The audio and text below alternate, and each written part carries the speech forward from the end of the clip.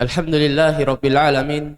Wassalatu wassalamu ala nabiyyina Muhammad wa ala alihi wa sahbihi wa man tabi'ahum bi ihsan ila yaumiddin. Amma ba'd.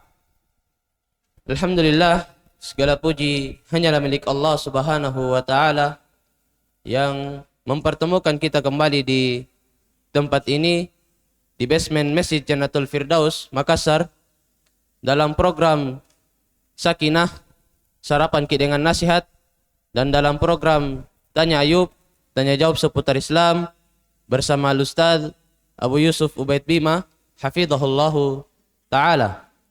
Dan alhamdulillah Al-Ustaz telah berada di hadapan kita semua. Maka mari kita memulai program kita pada pagi hari ini. Dan bagi ikhwan yang hadir secara langsung, dan begitu juga teman-teman santri yang ingin bertanya, boleh menggunakan mic yang telah disediakan. Dan bagi teman Ayub yang menyaksikan program ini secara online dimanapun Anda berada, boleh memberikan pertanyaannya lewat kolom komentar akun media @Abu Yusuf Ubaid Bima official. Baik, pertanyaan pertama, kami bacakan dulu pertanyaan yang masuk. Bismillah, izin bertanya Ustaz.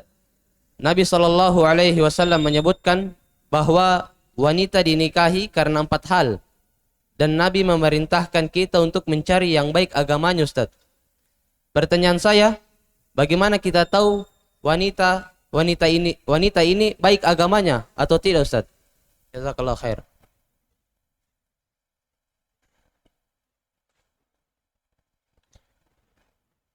Bismillahirrahmanirrahim. Alhamdulillahirrahmanirrahim. Salatu wassalamu ala rasulillah wa ala alihi wa ashabihi wa man tabi'ahum bi ihsan ila yaumiddin. Amma ba'd. Alhamdulillah, tentunya di pertanyaan tadi mengisyaratkan kepada hadits Nabi Shallallahu Alaihi Wasallam bahwa seorang perempuan itu dinikahi karena 4 hal. Seorang perempuan itu dinikahi karena 4 hal, yaitu lihasabiha, lidiniha, lijamaliha, karena nasabnya, karena agamanya, karena kecantikannya, ya. Demikian pula karena hartanya. Cuma Nabi SAW katakan, seperti diisyaratkan oleh penanya, kita disuruh pilih, iya, dia memiliki agama, maka kita akan beruntung. Pertanyaannya, bagaimana caranya kita tahu bahwa perempuan itu adalah yang memiliki agama? Tentunya, alhamdulillah, banyak hal yang bisa kita tahu dengannya. Yaitu bisa kita lihat ke isyaratnya Nabi SAW. Perempuan yang baik adalah, kata Nabi, idza shallat khamsaha wa shamat syahraha wa hafizat farjaha.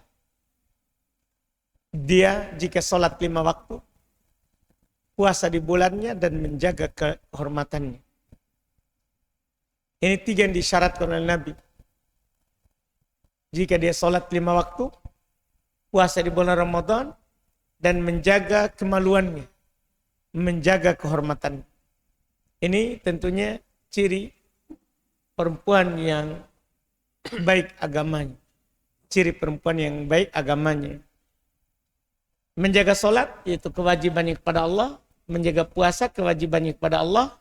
Menjaga kehormatannya, iya, berarti dia bagus agamanya dari sisi menjaga, ya, pakaiannya dan yang lain-lainnya. Ini sudah cukup diisyaratkan untuk menunjukkan dia adalah perempuan yang baik agamanya. Wallahualam. Barakallahu fiik. Pertanyaan selanjutnya. Bismillah. Ustadz, apakah dengan cerai lewat pengadilan, apakah itu sudah jatuh talak 3? Mohon jawabannya Ustadz. Tergantung yang itu langsung dia urus talak pertama atau sudah dia urus itu sudah talak 3. Karena ada orang urus di pengadilan karena dia sudah jatuhkan talak 3 secara agama. Ya, ada juga orang langsung pengadilan dia urus talak pertamanya karena ya yang dilihat adalah dia mentalak istrinya karena Allah Subhanahu wa taala katakan at-talaqu marratan, talak itu 2 kali. Jadi ada talak 1, ada talak 2, kemudian ada talak 3. Wallahu a'lam. Barakallahu fiik. Kami berikan kesempatan kepada ikhwan. Tidak ada? Kalau tidak ada, kita kembali bacakan lagi pertanyaan yang masuk. Bismillah. Jika seorang imam sujud sahwinya cuma 1 kali sujud, apakah makmum ikut sujud, dan apabila sujud sahwinya karena lupa kunut di sholat subuhnya, apakah makmum tetap ikut sujud sahwi? Jika dia sujud sebelum salam, tentunya wajib ikut. Idza sajada fasjudu, kata Nabi. Apabila dia sujud, maka sujudlah. Apabila imam sujud, maka makmum sujud. Iya. Jadi wajib dia ikut sujudnya. Kecuali nanti dia sujud setelah salam. Nah, ini kan sudah putus ikutnya dengan imam. Wallahu a'lam. Barakallahu fiik. Pertanyaan selanjutnya. Apa yang dimaksud perempuan memiliki kebiasaan haid? Apakah maksudnya per tanggal? Misal, dimulai tanggal 7, maka tanggal 7 terus. Atau hanya sekedar dipatok melalui awal bulan, akhir bulan. Atau dikatakan kebiasaan semisal haid setiap tanggal 6, atau 7, atau 8. Apakah itu disebut wanita yang memiliki kebiasaan? Barakallahu fikum. Perempuan yang memiliki kebiasaan haid itu dilihat dari dua-duanya sama saja. Dia punya kebiasaan. Dilihat dari tanggal haidnya, startnya, selalu ia di tanggal itu. Tapi ingat, di tanggal yang dimaksud adalah bulan di langit. Karena tanggal Masehi itu berubah. Ada 31, ada 30. Jadi tanggal yang dilihat adalah bulan di langit. Tanggal ia terkait dengan tanggal Hijriah. Karena itu tidak berubah. Tidak berubah. Jadi kalau dia haid di tanggal yang sama, itu dikatakan punya kebiasaan. Atau dilihat dari jumlah hari dia haid. Bukan dilihat dari tanggal startnya. Dilihat dari jumlah hari dia haid. Misalnya bulan ini 7, bulan depan 7, bulan depan lagi 7, bulan depan lagi 7. Itu namanya dikatakan perempuan yang ia punya kebiasaan dalam haid. Walaupun tanggal haidnya berubah. Tapi dia punya kebiasaan jumlah hari haidnya sama. Wallahualam. Barakallahu fikum. Pertanyaan selanjutnya. Bismillah. Ustadz, bagaimana Islam memandang anxiety, kecemasan berlebihan? Jika hal itu menimpa seseorang, apa yang sebaiknya dilakukan? Wallahualam, tidak mengerti.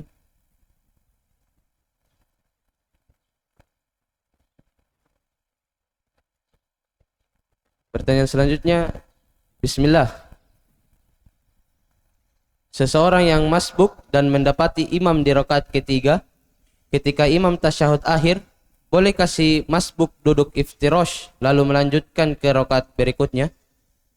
Memang duduk iftirosh yang disunahkan, karena duduk tawaruk itu di tahiyat akhir. Iya, duduk tawaruk itu di tahiyat akhir. Nah, sekarang kita belum tahiyat akhir. Kita hanya duduk tasyahud karena mengikuti imam. Jadi kita duduk iftirash. Wallahualam. Barakallahu fiik. Pertanyaan selanjutnya. Assalamualaikum Ustaz. Apakah kita berdosa jika menjual hijab yang pendek? Menjual?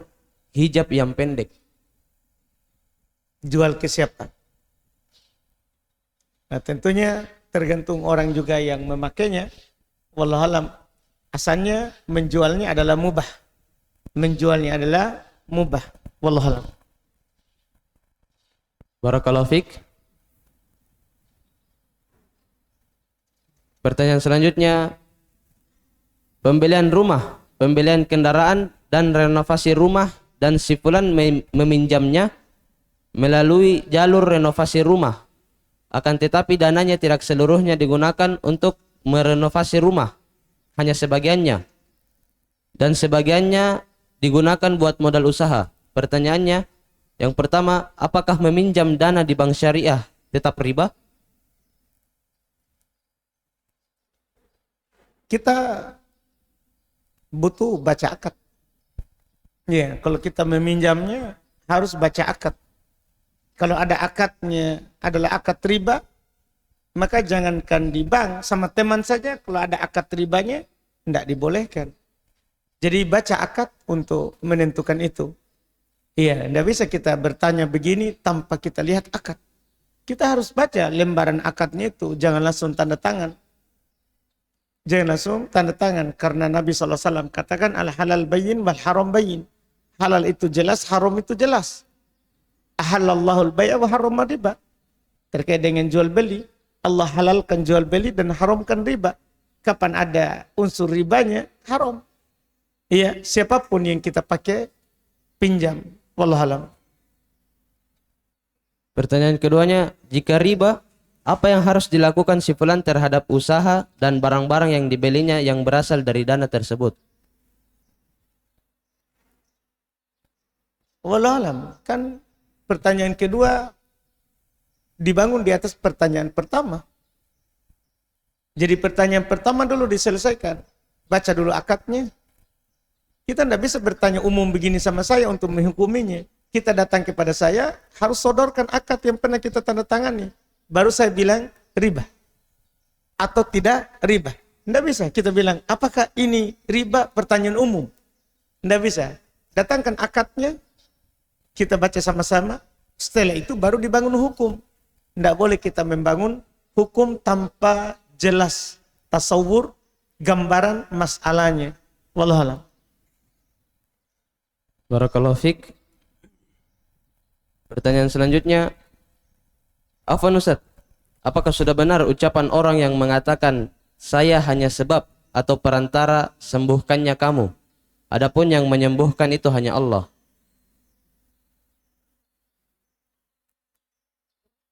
Saya hanya perantara ya, hanya sebab.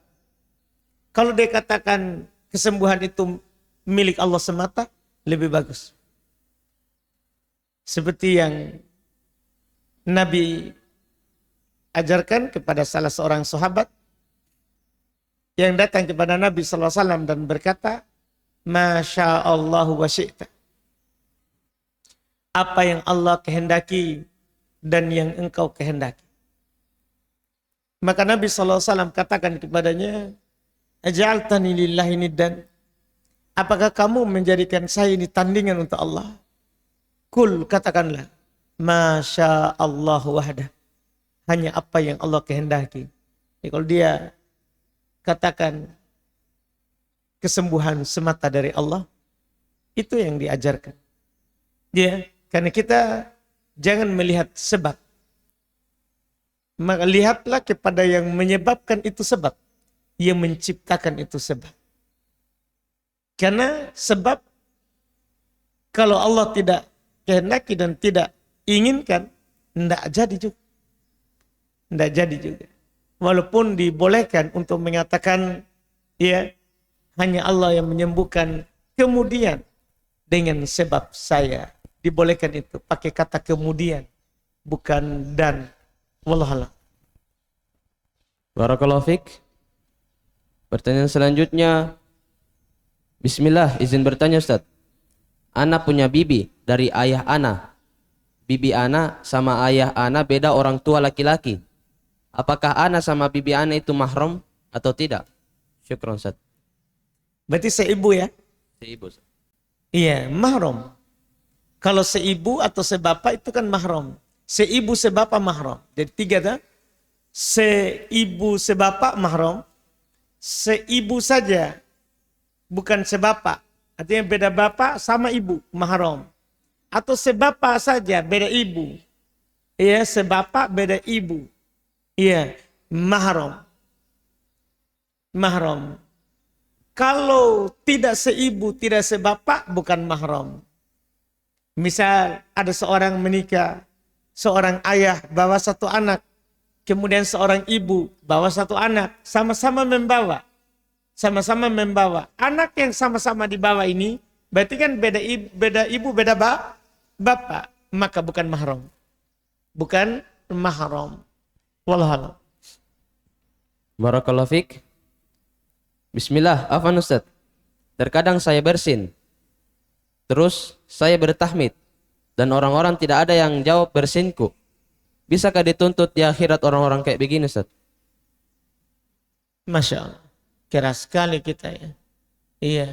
Ini memang hak kita. Tapi ini kan bukan kewajiban. Ini perkara irsyad, perintah sunnah. Kalau ada orang yang bersin, kita disunahkan mengucapkan Alhamdulillah. Yang mendengarnya kita ucapkan Yarhamukallah. Dianjurkan. Ya, dianjurkan. Ini perkara yang dianjurkan, sunnah. Hak muslim sebagai hak muslim terhadap muslim yang lain. Insya Allah. Apa-apa yang kita mau tuntut ya. Ya.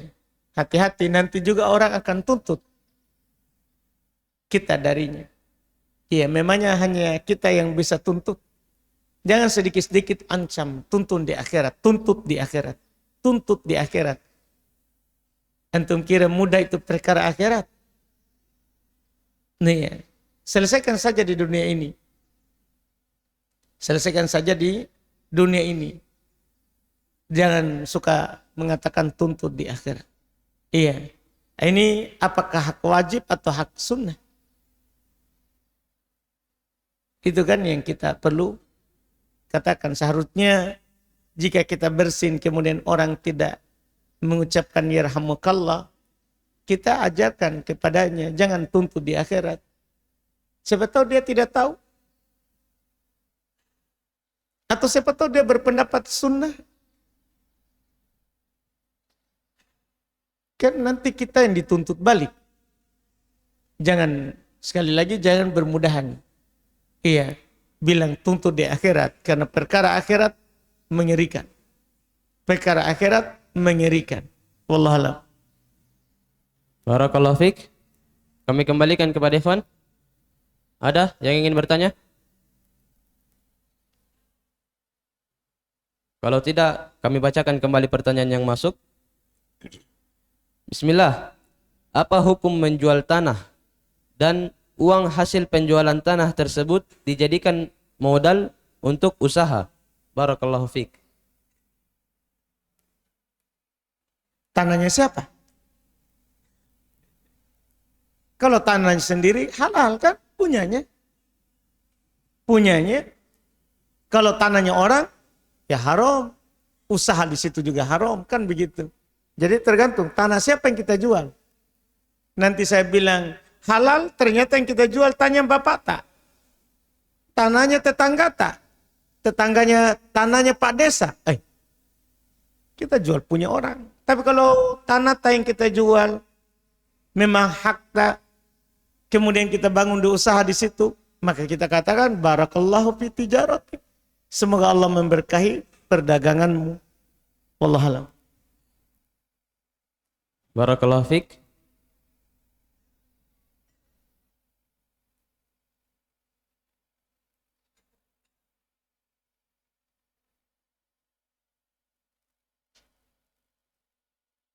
Pertanyaan selanjutnya. Unta masuk di kategori hewan yang dapat dikurbankan. Dan apa yang sejenisnya? Apakah burung unta masuk, Ustaz? Beda tuh. Itu dibilang onta, bukan burung onta. Onta-onta yang disebut, bukan burung. Kan beda burung sama onta. Iya, yang disebutkan adalah onta. Bukan yang mirip dengan onta. Bukan. Iya, wallahualam. Barakallahu fiik. Pertanyaan selanjutnya, izin bertanya Ustaz. Pas rakaat pertama lupa baca Al-Fatihah ketika salat maghrib. Apakah harus sujud sahwi? Bukan sujud sahwi. Kita wajib menambah rakaat. Karena la salat liman lam yaqra bi Fatihatil kitab. Tidak ada salat bagi orang yang tidak membaca Al-Fatihah. Tidak ada salat bagi orang yang tidak membaca Al-Fatihah.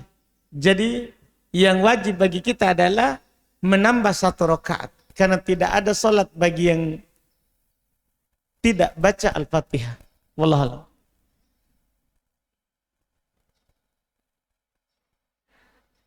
Pertanyaan selanjutnya, mohon izin Ustaz, mohon nasihat antum kepada ikhwan yang masih mengikuti pemilu dan nasihatilah ana yang sering telat salat subuh kalau di kampung istri, tapi kalau di kampung sendiri rajin.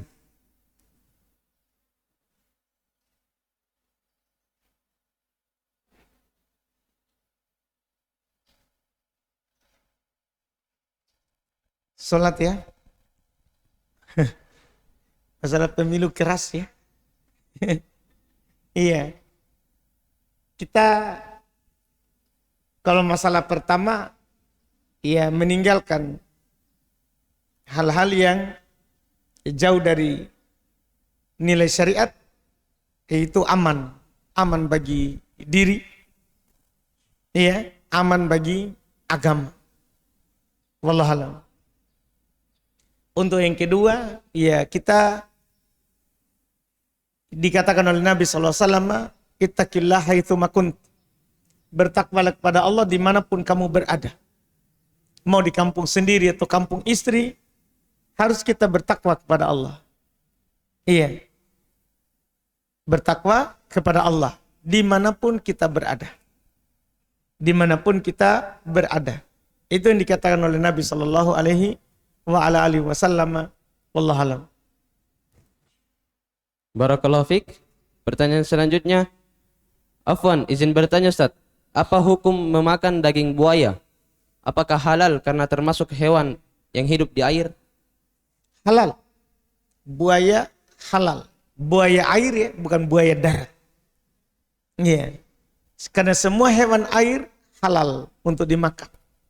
Semua hewan air yang hidupnya di air halal dimakan. Wallahu alam. Pertanyaan kedua. Ini bukan pertanyaan, Ustaz, minta nasihat. Nasihat bagi seorang penuntut ilmu yang sedang dilanda kefuturan dan kurang semangat karena mendengar waktu liburan atau pulang semakin dekat. Wah, Masya Allah. Innamal amalu bil khawatim. Amalan itu tergantung penutupnya. Jadi jangan sampai kita semangat di pembukaan, penutup. Amalan itu tergantung pada penutupnya. Maka tutuplah amalan itu dengan bagus. Juga Nabi SAW bersabda, ahabbul amali ilallahi adwamuha wa inqal. Amalan yang paling dicintai oleh Allah adalah yang terus dilakukan walaupun sedikit. Yang tetap sama antara kemarin dan hari ini. Itulah amalan yang dicintai oleh Allah. Yang terus menerus kita lakukan. Amalan yang terus menerus kita lakukan walaupun sedikit. Jadi menuju libur memang ini adalah cobaan terbesar ya.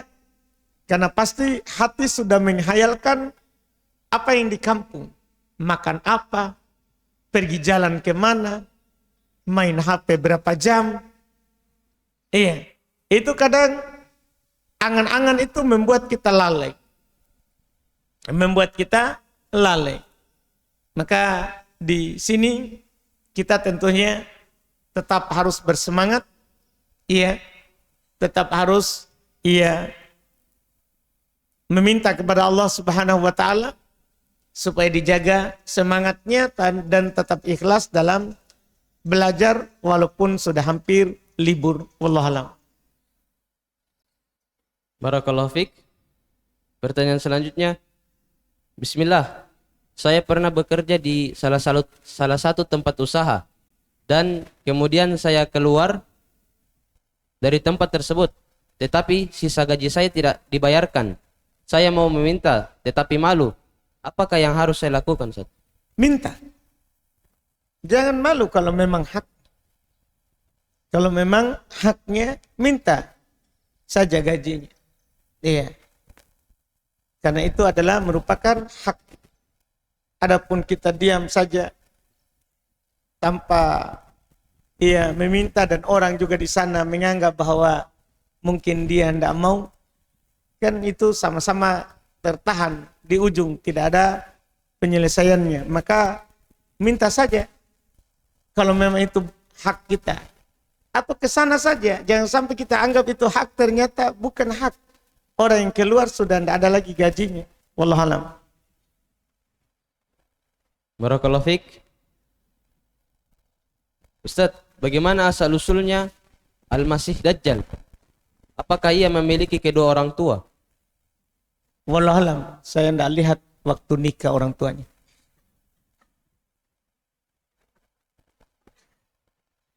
Bismillah. Apakah betul, Ustaz, kita tidak boleh mempersulit orang lain dan kita harus selalu memberi uzur kepada orang lain? Iya, kita tidak boleh mempersulit orang lain. Man syaqallahu alaih. Man darrallahu alaih. Siapa yang memperberat, maka Allah akan memperberat. Siapa yang memberikan darar, maka Allah akan memberikan kepadanya darar. Tidak dibolehkan kita mempersulit dan memperberat orang lain. Yang dianjurkan adalah mempermudahnya. Man yassara mu'siran yassarallahu lahu yaumal qiyamah. Siapa yang mempermudah orang yang lagi kesulitan, maka Allah akan memudahkan untuknya hari kiamat. Jadi kita dianjurkan untuk mempermudah, tidak boleh mempersulit. Iya. Kemudian pertanyaan kedua, apakah kita selalu memberikan udzur? Iya, kita selalu berikan saja udzur. Sambil kita menasihati, menyampaikan ilmu kepadanya, dan kita menegakkan hujjah kepadanya. Wallahu a'lam. Barakallahu fiik. Pertanyaan berikutnya. Di kantor kami diprogramkan kepada karyawan untuk sholat subuh berjamaah di masjid masing-masing dan absen di grup. Apakah berdosa jika sholat tapi tidak absen? Tanya dulu itu bos tak? Gimana kalau tidak absen? Iya. Karena kalau hukum syariah tentunya tidak berdosa, tapi kita sebagai amanah muslim. Iya. Apalagi kalau kita berjenggot, kita yang terdepan menjalankan amanah. Kita yang kenal agama, kita yang terdepan menjalankan agama. Wallahu a'lam. Barakallahu fiik. Pertanyaan berikutnya. Afwan Ustaz, emas murni simpanan yang diperuntukkan untuk anak nanti dipakai untuk biaya pendidikan dan haknya anak nanti. Apakah tetap dikeluarkan zakatnya, Ustaz? Tetap. Selama mencapai nisab, wajib dizakati. Apakah nanti dipakai atau tidak dipakai, itu masalah nanti. Yang penting kapan mencapai nisab dan tinggal setahun, wajib kita mengeluarkan zakatnya. Wallahu a'lam.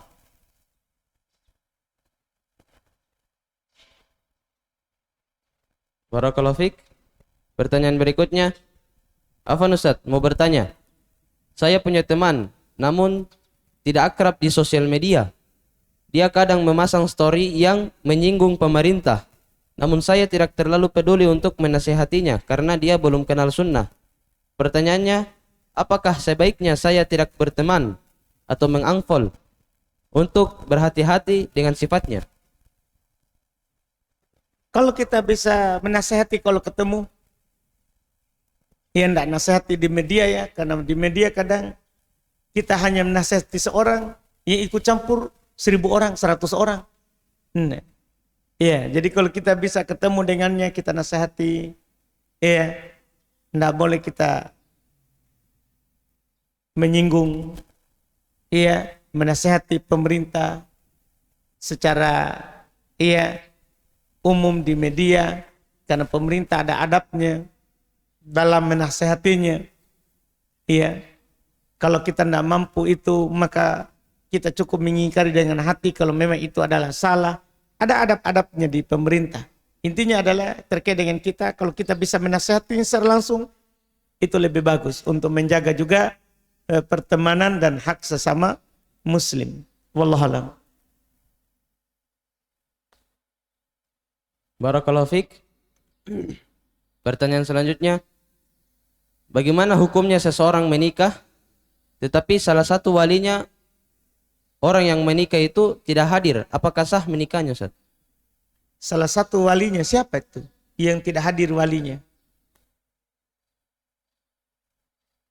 Nah, si ikhwannya laki-laki atau perempuannya yang walinya tidak hadir? Iya, wallahualam. Coba sebentar kita tunggu lagi ya, ditanyakan. Barakallahu fiik. Bagaimana hukum mengamalkan sunnah lebih dari satu dalam satu ibadah? Contoh, saya mendapati imam ruku, saya juga ikut ruku dan tidak menambah satu rakaat. Tapi jika saya mendapati imam berdiri, saya mengamalkan hadis tidak ada sholat kecuali dengan membaca Al-Fatihah. Apakah ini sudah benar, Ustaz? Sudah benar, itu kompromi yang dikatakan oleh Imam Syafi'i rahimahullah. Itu namanya jalur yang ditempuh adalah jalur dikompromikan.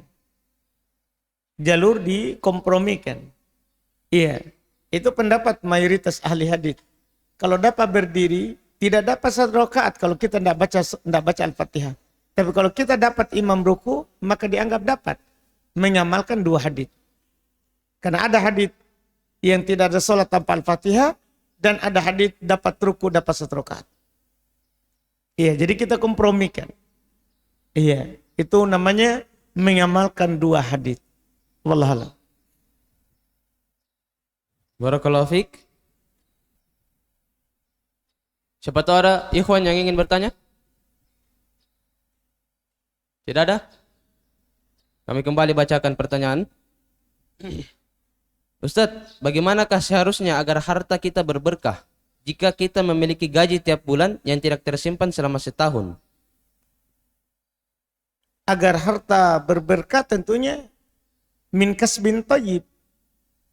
Harta itu akan berberkah kalau dari usaha yang halal, usaha yang bagus, usaha yang halal, ya bukan yang haram tentunya. Kemudian kita juga mengeluarkan kepada yang halal, yang mubah. Ya, seperti kisah orang terdahulu yang punya kebun. Di pertaniannya dia selalu bagi tiga hasilnya. Sepertiga untuk dia tanam kembali, sepertiga untuk dia sedekahkan, sepertiga untuk dia makan dan keluarganya. Ya, sepertiga untuk dia makan dengan keluarganya. Iya, ini membuat hartanya menjadi berkah sampai hujan dari langit. Iya, sampai hujan turun dari langit untuk menyirami kebunnya, Wallahualam. Barakallahu fiik. Bismillah. Bolehkah tidak ingin hamil lagi, Ustaz? Karena ingin fokus beramal di sisa usia. Saya umur 30 dan anak 3. Tidak ada masalah kehamilan, namun sulit fokus ibadah dengan khusyuk karena mengurus anak-anak. Mohon nasihatnya, Ustaz. Boleh orang menunda atau mengatur kehamilannya, ya, jika memang dia tidak mampu ini, ia melihat anaknya sekarang ini, dia fokus mengurusnya, dan kalau tambah dia akan telantar dengannya. Boleh dia mengatur kehamilan karena alasan itu, tapi dia bicarakan dulu dengan suaminya. Jangan sampai saya bilang boleh, ternyata suaminya bilang tidak boleh. Pokoknya kita gas terus sampai mencetak banyak. Jadi kembali ke suami. Tapi kalau kita bertanya boleh nggak mengatur kehamilan? Dulu para sahabat seperti itu. Kunna na'zil wal Quran yanzil. Kami dulu buang sperma di luar, sementara Quran turun. Artinya tidak menyalahkannya. Dibolehkan orang atur kehamilannya. Wallahualam. Barakallahu fiik. Pertanyaan berikutnya. Apa saja sunnah-sunnah yang dilakukan imam dan makmum saat selesai sholat berjamaah? Apakah boleh menunggu imam untuk memulai zikir dan doa berjamaah? Di dalam Quran dikatakan idza qadaytumus shalah fadhkurullah, pakai fa. Apabila kalian telah selesai dari sholat, maka berzikirlah kepada Allah langsung setelahnya.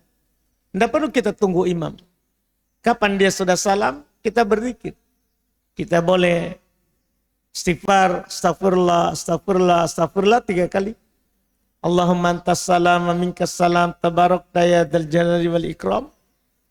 Kita baca la ilaha illallah wahdahu la syarikalah, lahul mulku wa lahul hamdu wa huwa ala kulli syai'in qadir. Allahumma la mani'a lima ataita wa la mu'tiya lima mana'ta wa la yanfa'u dzal jaddi minkal jadd. Kemudian kita berzikir, tasbih 33 kali, tahmid 33 kali, takbir 33 kali, boleh 34 kali. Iya, dan kalau 33 kali berarti boleh kita tutup genapkan 100 dengan la ilaha illallah wahdahu la syarikalah. Boleh. Itu langsung setelahnya. Tidak perlu kita menunggu imam. Iya, karena zikir itu tidak dilakukan berjamaah bersama imam. Tapi dilakukan sendiri-sendiri. Wallahualam. Barakallahu fiik. Pertanyaan berikutnya. Ustadz, apakah sebelum sholat sunnah rawatib di rumah diharuskan azan dulu? Dan doa antara azan dan iqamah sebaiknya dilakukan di mana? Apakah di masjid atau di rumah setelah sunnah rawatib? Baik. Tentunya sunnah rawatib, apakah qobliyah atau ba'diyah, dilakukan di rumah, boleh juga dilakukan di masjid. Iya. Dan sunnah rawatib itu adalah sebelum melakukan sholat itu. Kalau dia qobliyah, kalau ba'diyah setelahnya. Tentunya ini setelah masuknya waktu. Setelah masuknya waktu. Apakah kita dengar adzan atau tidak dengar adzan? Yang penting setelah masuknya waktu. Kemudian doa antara adzan dan iqamat, namanya juga antara adzan dan iqamat, itu hanya antara adzan dan iqamat tidak disebutkan tempatnya. Boleh di masjid, boleh di rumah. Yang penting antara adzan dan iqamat. Wallahualam. Barakallahu fiik. Kami kembalikan ke ikhwan yang ingin bertanya. Silahkan. Bismillah. Assalamualaikum. Afwan Ustaz, izin bertanya. Bagaimana kalau misalnya kita berwudu, itu kan ada menghirup air ke hidung. Kalau misalnya tersumbat satu Ustaz, apakah satunya itu harus dikocik gitu? Atau Baik. Yang wajib berdasarkan pendapat yang mengatakan wajib adalah memasukkan air ke hidung. Kalau menghirupnya itu sunnah tambahan. Memasukkan air ke hidung maksudnya ini bagian depan lubangnya. Kalau menghirupnya itu sunnah tambahan. Kata Nabi, balik fil istinsyak ilan takuna sha'imah. Bersungguh-sungguhlah menghirup air ke hidung kecuali engkau sedang berpuasa. Karena kalau berpuasa tidak, jangan. Karena kalau kita hirup maka akan masuk ke rongga. Iya, tenggorokan. Nanti akan tertelan, akhirnya batal puasa. Batal puasa. Adapun yang wajib, bagi yang berpendapat wajib, itu memasukkan itu lubang bagian depannya. Bukan menghirup sampai ke dalam. Wallahualam. satu lagi Ustaz. Kalau misalnya kita sholat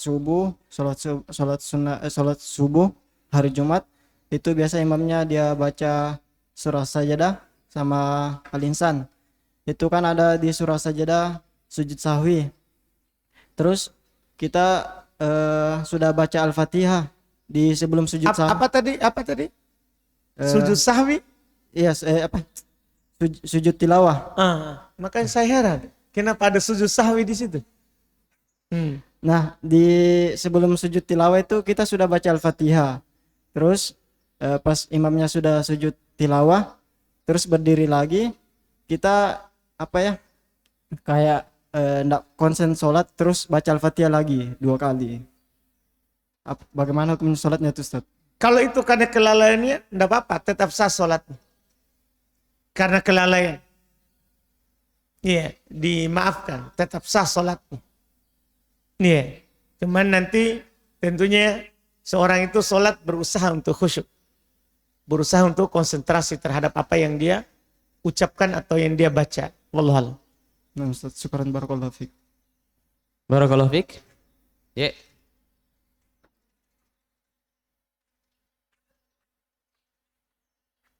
Bismillah, tentang umroh, Ustaz.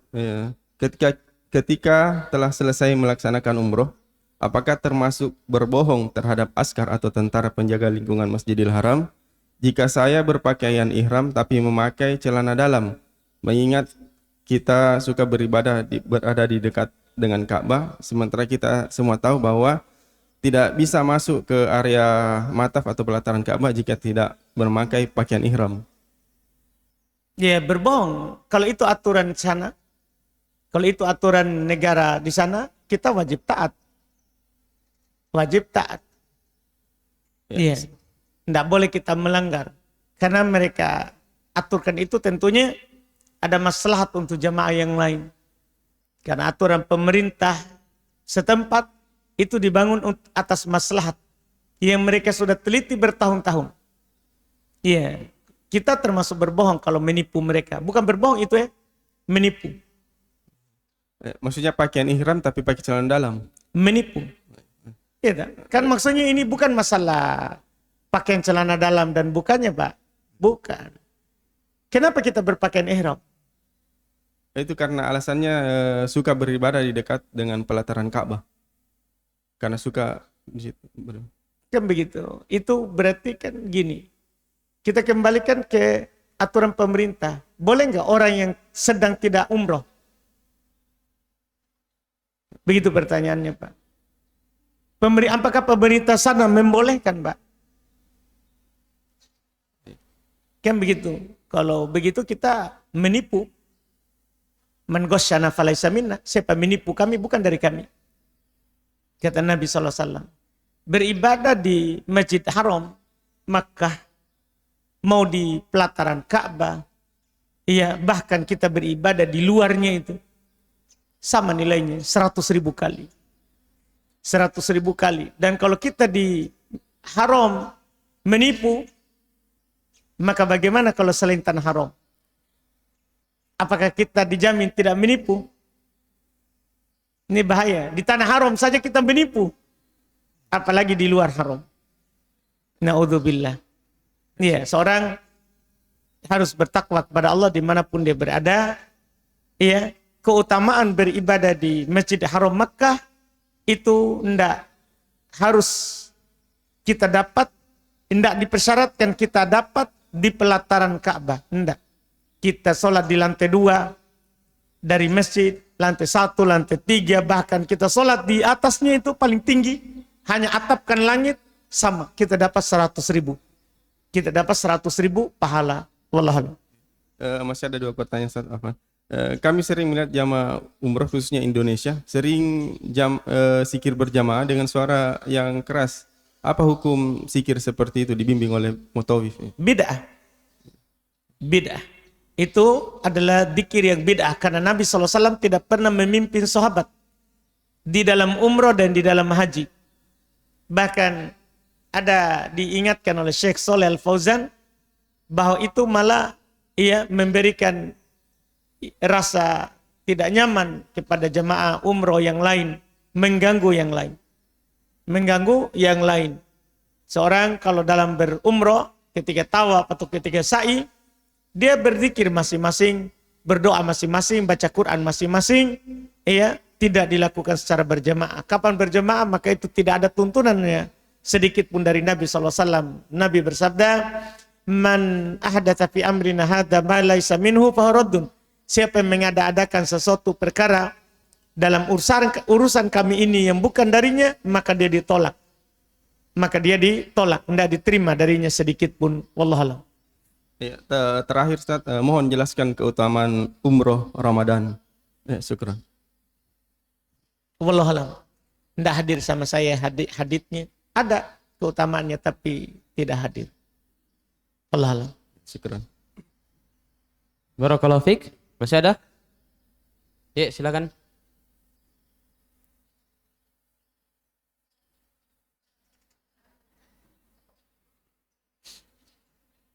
Bismillahirrahmanirrahim. Assalamualaikum warahmatullahi wabarakatuh. Waalaikumsalam.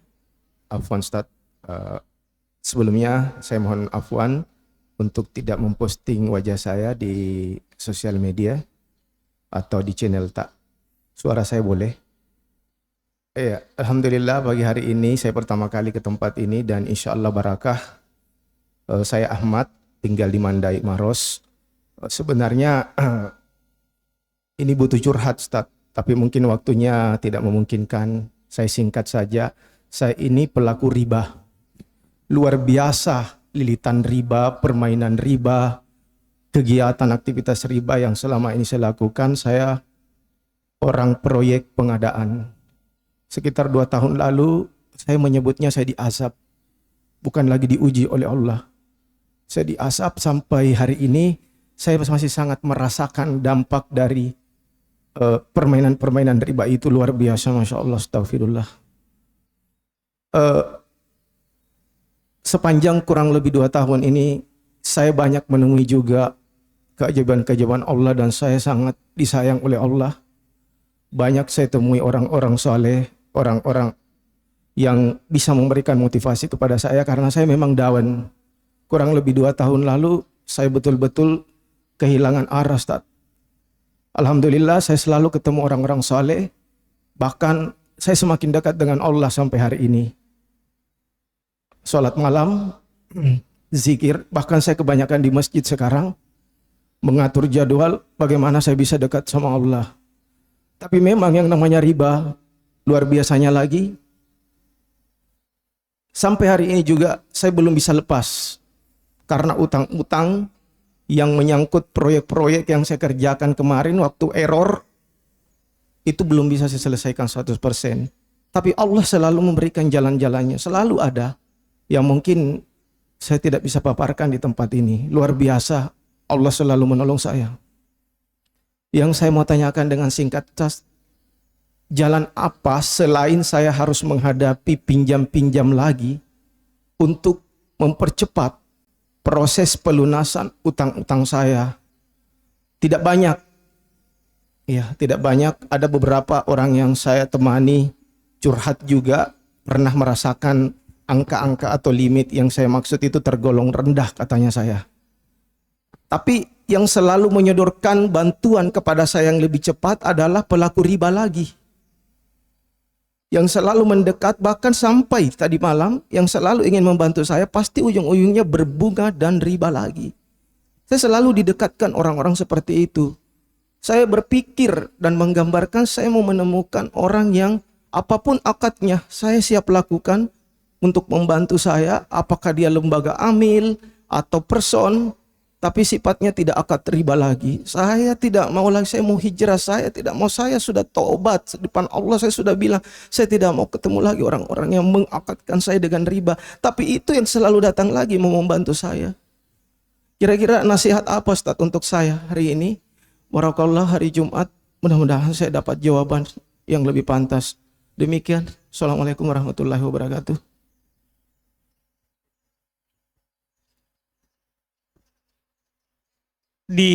Alhamdulillah tentunya kita bersyukur kepada Allah Subhanahu wa taala, tentunya dapat kebaikan, dapat hidayah. Iya, untuk disadarkan tentang riba. Karena tentunya kita pahami bersama terkait dengan riba itu. Allah Subhanahu wa taala telah jelaskan di Quran, alladzina yaquluna riba la yakumuna illa kama yakumul ladzi yatakhabbatahu syaitan minal massi. Dzalika bi annahum qalu innamal bai'u mithlu riba. Wa halallahu al-bai'a wa harrama riba.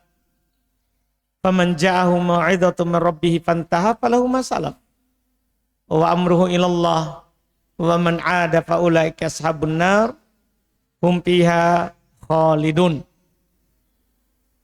Ini ayat ya tentunya jawaban untuk pertanyaan Bapak tadi dan pernyataannya di awal.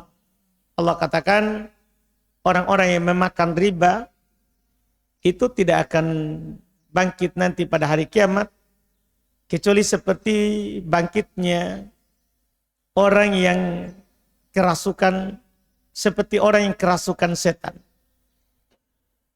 Demikian itu karena mereka berkata jual beli itu sama dengan riba. Itu dia tidak bedakan. Riba dan jual beli itu sama saja. Sama-sama halal. Sama-sama halal. Orang yang seperti itu dia akan bangkit dari kiamat seperti orang yang kerasukan. Padahal Allah Subhanahu wa taala katakan wa halallahu al-bai'a wa harrama riba. Allah halalkan jual beli dan mengharamkan yang namanya riba. Setelah itu kata Allah, faman ja'ahu mau'izatun min rabbih fantaha falahu ma salaf. Barang siapa yang datang nasihat yang mendalam dari Rabb-nya, kemudian dia berhenti, maka untuknya yang telah lewat. Apa yang telah lewat dimaafkan.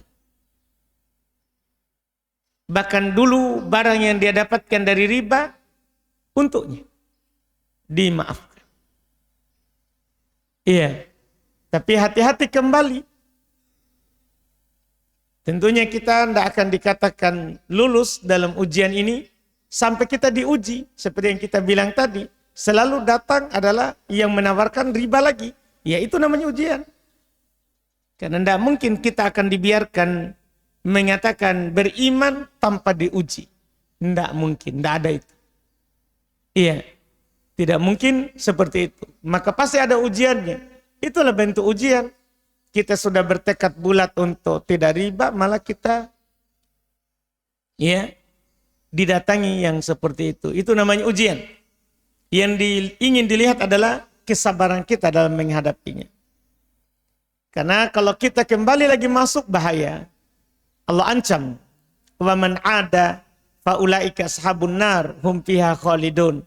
Siapa yang kembali lagi, sudah datang nasihat mendalam, dia sudah mau bertobat, kemudian kembali lagi. Siapa yang kembali lagi, maka mereka adalah ashabun nar, penghuni neraka, hum fiha khalidun. Mereka kekal di dalamnya. Jadi yang kami bisa nasihatkan bersabar. Atas ujian itu, apa yang telah lewat, insya Allah Allah maafkan. Masalah masih ada utangnya, maka kita berusaha bayar semampu kita. Kalau tidak mampu, maka Allah Subhanahu wa taala tidak pernah menguji kita dari melebihi kemampuan. Iya. Dan kalau siapa saja yang berutang dengan niat mau membayarnya, maka Allah akan membantunya untuk membayar. Allah akan membantunya untuk membayarnya. Wallahualam, itu yang saya bisa jawabkan. Adapun masalah siapa yang bisa membantunya, wallahualam, karena kita tidak tahu itu, karena kita ustadz juga tidak punya hubungan banyak orang yang mengetahui itu, wallahualam. Yang jelas kita doakan semoga Bapak dimudahkan untuk membayar utangnya dan diberikan kesabaran di atas ketaatan kepada Allah dan untuk dijauhkan dari larangan-larangan Allah Subhanahu wa taala, wallahualam. Barakallahu fiik. Pertanyaan terakhir Ustaz. Ustaz, istri saya pernah pinjam ke seseorang tapi orang itu telah meninggal. Yang saya mau tanyakan, bagaimana cara membayarnya Ustaz dan dengan siapa? Cari tahu apakah dia punya, walaupun dia sudah meninggal, apakah dia punya ahli waris? Iya kan? Kan pasti dia bukan sebatang kara. Artinya tidak ada ayah, tidak ada ibu, tidak ada anak, misalnya, tidak ada adik, kakak. Kan kalau tidak ada orang tuanya, cari anaknya. Kalau tidak ada anak, saudaranya. Kalau tidak ada sama sekali, maka sedekahkan atas namanya. Sedekahkan atas namanya. Iya, itu yang dilakukan. Wallahualam. Alhamdulillah. Dengan terjawabnya pertanyaan terakhir tadi, berakhir pula program kita pada pagi hari ini. Kami mengucapkan kepada Ustaz, jazakumullah khairan Ustaz, barakallahu fiik. Karena sebabnya lah telah tersampaikan ilmu kepada kita. Dan ana memohon maaf kepada teman-teman yang belum sempat dibacakan pertanyaannya. Ana tutup. Subhanakallahumma wa bihamdik asyhadu an la ilaha illa anta astaghfiruka wa atubu ilaik. Assalamualaikum warahmatullahi wabarakatuh.